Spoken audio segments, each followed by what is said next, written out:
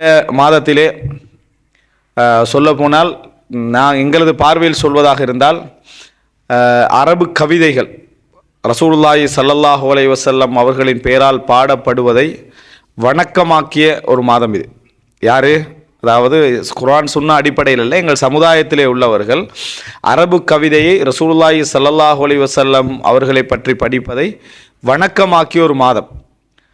வணக்கமாக்கி அதை யாரெல்லாம் செய்யவில்லையோ அவர்களை ரசூலுல்லாஹி ஸல்லல்லாஹு அலைஹி வஸல்லம் அவர்களுடைய நேசத்துக்கு எதிரான விரோதிகள் என்று சொல்லக்கூடிய ஒரு மாதமாக இந்த மாதம் என்ன செய்திருக்கிறது, மாறி இருக்கிறது.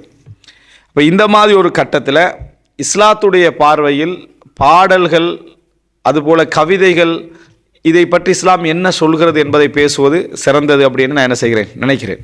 இது நாம் ஏற்கனவே பொழுதுபோக்கு சம்பந்தமாக இஸ்லாத்துடைய பார்வையில் என்டர்டைன்மெண்ட் சம்பந்தமாக பேசுகிற நேரத்தில் இது பற்றி நம்ம கட்டாயம் என்ன செய்யணும், ஒரு பேச வேண்டும் என்று சொல்லியிருந்தேன். அந்த அடிப்படையில் சுருக்கமாக இன்றைய தினம் இஸ்லாத்துடைய பார்வையில் கவிதைகள் பாடல்கள் பற்றி இஸ்லாம் என்ன சொல்கிறது என்பதை நம்ம தெரிந்து கொள்வோம்.